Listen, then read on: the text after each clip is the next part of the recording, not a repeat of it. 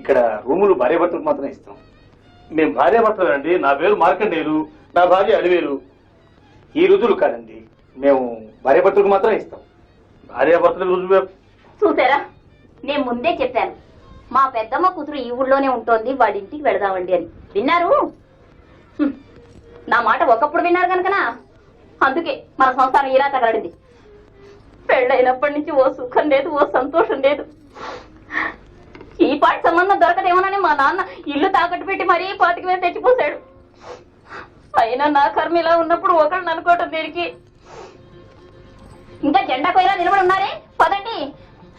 ఏ footpath మీదో railway platform మీదో అడుపు తినేవాళ్ళలా వెళ్ళబుతున్నాయి రాత్రికి.